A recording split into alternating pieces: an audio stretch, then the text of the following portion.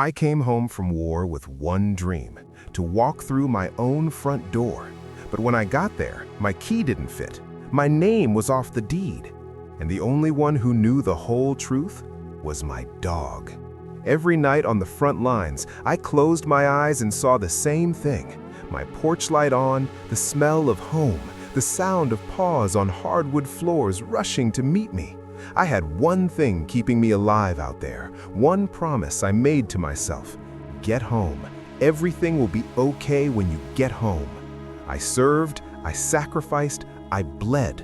And through it all, I held on to that house like it was the last solid thing in the world. The day I returned, I stood at the front door of the home my family had owned for over a decade. I put the key in the lock. It didn't turn.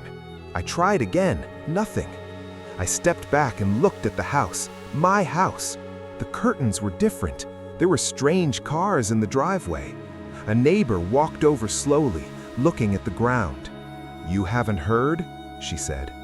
My mother-in-law, the woman I had trusted to watch over everything while I was deployed, had sold the property. She had forged documents, convinced a buyer, and signed away 20 years of my family's legacy, all while I was fighting for a country I thought I was coming home to.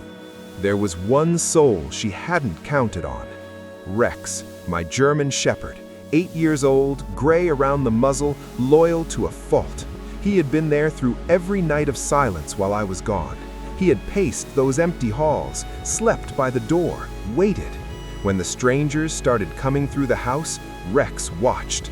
When papers were signed on the kitchen table he'd eaten beside his whole life, Rex was there. When my mother-in-law handed over the keys she had no right to give, Rex growled. He couldn't speak, but he remembered. The new owners, confused and honestly heartbroken, had kept him in the yard, unsure what to do. When I finally found my way to that house to confront what had happened, Rex was the one who ran to me first. No hesitation, no distance, straight to my legs, shaking, whining, like he'd been waiting to tell me everything. What came next was a legal battle that lasted longer than my deployment. My mother-in-law claimed she had permission. She claimed I had abandoned the property. She claimed with a straight face that she was protecting the family's interests. But documents don't lie, and neither does a dog who refuses to leave your side once you've come home. My attorney built a case piece by piece.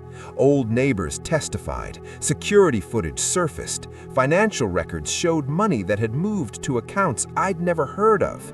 Every thread we pulled revealed how deep this betrayal went, not just property fraud, but years of manipulation hiding beneath the surface. My own family, the person I trusted most while I was in a war zone. I won the case, the deed was restored. The buyer, who had been deceived as much as I had, was compensated through legal settlements. But let me be honest with you. The moment I walked back through that front door, it didn't feel like victory.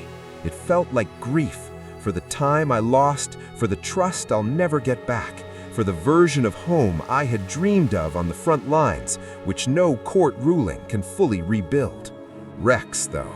Rex met me at the door, tail going, eyes bright. For him, home was never the house. Home was me, and somehow that hit harder than anything else. If this story hit you, if you know what it feels like to trust someone completely and have that trust shattered, hit like right now, because more people need to hear this.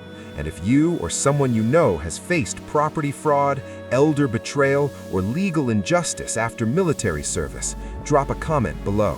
You are not alone, and your story deserves to be told.